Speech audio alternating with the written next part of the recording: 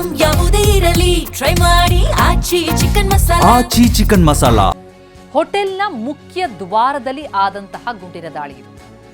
ಒಳಗಡೆ ಔತಣಕೂಟ ನಡೀತಾ ಇರುತ್ತೆ, ಹೊರಗಡೆ ಹೋಟೆಲ್ನ ಮುಖ್ಯ ದ್ವಾರದಲ್ಲಿ ಈ ಗುಂಡಿನ ದಾಳಿ ಆಗುತ್ತೆ. ವಾಷಿಂಗ್ಟನ್ ನಲ್ಲಿರುವಂತಹ ಹಿಲ್ಟನ್ ಹೋಟೆಲ್ ಮೆಟಲ್ ಡಿಟೆಕ್ಟರ್ ಬಳಿ ಬರ್ತಾ ಇದ್ದಂತೆ ಫೈರಿಂಗ್. ಸೀಕ್ರೆಟ್ ಸರ್ವಿಸ್ ಸಿಬ್ಬಂದಿ ಮೇಲೆ ಗುಂಡಿನ ದಾಳಿ. ಆ ದಾಳಿ ವೇಳೆ ಮುಖ್ಯ ದ್ವಾರದ ಗಾಜು ಪುಡಿ ಪುಡಿಯಾಗುತ್ತೆ. ಆ ಗಾಜು ಪುಡಿಯಾಗುವಂತಹ ಶಬ್ದ ಕೇಳಿ ನೆರೆದವರು ಆತಂಕಕ್ಕೊಳಗಾಗ್ತಾರೆ. ನಾವಾಗಲೇ ಏನು ಗಾಜಿನ ಶಬ್ದ ಕೇಳಿದ್ವಿ, ಒಳಗಡೆ ಇದ್ದಂಥವರೆಲ್ಲರೂ ಕೂಡ ಆ ಗನ್ ಶಬ್ದ ಕೇಳ್ತಾ ಇದ್ದಂತೆ ಟೇಬಲ್ ಕೆಳಗೆ ಅಡಗಿ ಕುಳಿತಾರೆ. ಆ ಸಂದರ್ಭದಲ್ಲಿ ಒಂದಿಷ್ಟು ಗಾಜಿನ ಶಬ್ದ ಕೇಳುತ್ತಲ್ಲ, ಪ್ಲೇಟ್ಗಳು ಕೂಡ ಕೆಳಗೆ ಬೀಳ್ತವೆ.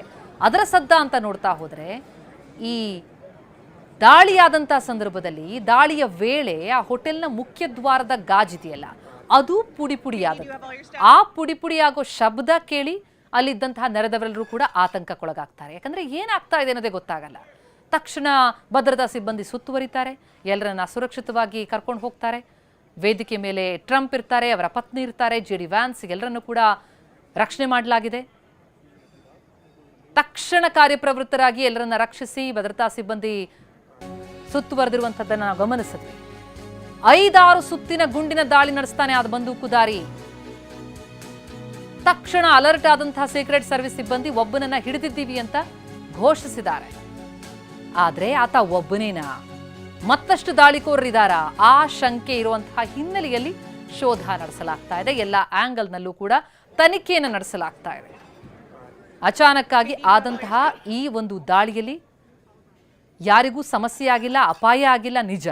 ಆದರೆ ಬಂದಂತಹ ಈ ದಾಳಿಕೋರ ಯಾರು, ಹಿನ್ನೆಲೆಗೇನು, ಉದ್ದೇಶ ಏನು, ಗುಂಪಿತ್ತ, ಒಬ್ಬನನ್ನ ಹಿಡಿದಿದ್ದಾರೆ, ಆತನೇ ದಾಳಿಕೋರನ, ಮತ್ತಷ್ಟು ದಾಳಿಕೋರರಿದ್ದಾರಾ, ಈ ಎಲ್ಲ ಅನುಮಾನಗಳು ಸಹಜವಾಗಿರೋದ್ರಿಂದ ಶೋಧ ನಡೀತಾ ಇದೆ, ತನಿಖೆಯನ್ನು ನಡೆಸಲಾಗ್ತಾ ಇದೆ.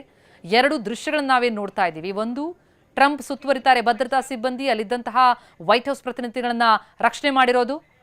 ಮತ್ತೊಂದು ಕಡೆ ಆರೋಪಿಯನ್ನು ವಶಕ್ಕೆ ಪಡೆದಿರುವಂಥದ್ದು. ಗಿರೀಶ್ ಲಿಂಗಣ್ಣ ಅವರು ನಮ್ಮ ಜೊತೆ ದೂರವಾಣಿ ಸಂಪರ್ಕದಲ್ಲಿದ್ದರು, ಮಾತನಾಡ್ತಾ ಇದ್ರು. ಗಿರೀಶ್ ಲಿಂಗಣ್ಣ ಅವರೇ, ನಾವೀಗ ದ್ವಾರದ ಬಳಿಯಲ್ಲಿ ಅಂದ್ರೆ ಹೋಟೆಲ್ನ ಮುಖ್ಯ ದ್ವಾರದ ಬಳಿಯಲ್ಲಿ ಈ ದಾಳಿ ಆಯಿತು, ಒಬ್ಬ ಅಲ್ಲ ಒಂದಿಷ್ಟು ಗ್ಯಾಂಗ್ ಇರ್ಬೋದು ಅನ್ನುವಂಥ ಶಂಕೆ ಇದೆ ಅನ್ನೋದ್ರ ಬಗ್ಗೆ ಮಾಹಿತಿಗಳು ಲಭ್ಯ ಆಗ್ತಾ ಇದೆ.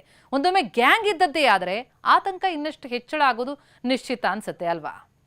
ಖಂಡಿತ ಹಂಗೇನಾದ್ರೂ ಇದೊಂದು ಕೋಆರ್ಡಿನೇಟೆಡ್ ಅಟ್ಯಾಕ್ ಆದ್ರೆ ಅದೊಂದು ಇನ್ನೂ ತನಿಖೆ ಹೆಚ್ಚಾಗಿ ಚುರುಕುಗೊಳಿಸ್ತಾರೆ. ರೈಟ್. ಇದು ಕೋಆರ್ಡಿನೇಟೆಡ್ ಎಫರ್ಟ್ ಆದ್ರೆ ನಿಜವಾಗ್ಲೂ ಇದೊಂದು ಆತಂಕಕರವಾದ ಒಂದು ಸನ್ನಿವೇಶ ಅಂತಾನೆ ಹೇಳ್ಬೋದು. ಸೊ ನಾವಿನ್ನು ಮುಂದೆ ನೋಡೋಣ. ಯಾಕಂದ್ರೆ ಗನ್ ಅನ್ನೋದು ಬಹಳ ಈಸಿ ಅಮೆರಿಕಲ್ಲಿ. ನೋಡಿ, ಹತ್ತತ್ರ 100 ಜನಕ್ಕೆ 125 ಕೋಟಿ ಗನ್ ಇದೆ ಪಾಪ್ಯುಲೇಷನ್ ಅಲ್ಲಿ ಲೆಕ್ಕ ಹಾಕೊಂಡ್ರೆ, ಸಿವಿಲಿಯನ್ಸ್ ಅಲ್ಲಿ ನಾನು ಹೇಳ್ತಾ ಇರೋದು. 35 ಕೋಟಿ ಗನ್ಸ್, ಲೈಸೆನ್ಸ್ ಗನ್ಸ್ ಇದೆ. ಜನ ಇರೋದೇ 39 ಕೋಟಿ. ನಾವು ಆ ತರ ಪಾಪ್ಯುಲೇಷನ್ ಅಲ್ಲಿ ಎಲ್ಲ ತಗೊಂಡ್ರೆ 35 ಕೋಟಿ ಗನ್ಸೇ available, easily license guns available ಇದೆ ಅಮೆರಿಕಲ್ಲಿ. ಸೊ ಗನ್ ಇಟ್ಕೊಳ್ಳೋದೇನು ದೊಡ್ಡ ಕಷ್ಟ ಅಲ್ಲ ಅಮೆರಿಕಲ್ಲಿ. ಒಬ್ಬ ಮಾಡಿದ್ರೆ ಪ್ರಾಬಬ್ಲಿ ನಾವು ಅನ್ಕೊಂಡಂಗೆ ಅವ್ನಿಗೇನೋ ಮಾನಸಿಕವಾಗಿ ಏನೋ ಅವ್ನಿಗೇನೋ ನೊಂದು ಏನೋ ಮಾಡಿ ಅಟೆಂಪ್ಟ್ ಮಾಡಿರ್ಬೋದು. ಆಂಗ್ವಿಶ್ ರಿಯಾಕ್ಷನ್ ಆದ್ರೂ ಆಗಿರಬಹುದು ಅಥವಾ ಕೋಆರ್ಡಿನೇಟೆಡ್ ಅಟ್ಯಾಕ್ ಅನ್ನೋದನ್ನ ನೋಡ್ಬೇಕಾಗುತ್ತೆ. ಕೋಆರ್ಡಿನೇಟೆಡ್ ಅಟ್ಯಾಕ್ ಆದ್ರೆ ನೋಡ್ಬೇಕಾಗುತ್ತೆ. ನಿಜ. ಏನು thank you so much Girish Linganna ಅವರೇ, TV9 ಜೊತೆ ಮಾತನಾಡಿದ್ದಕ್ಕೆ.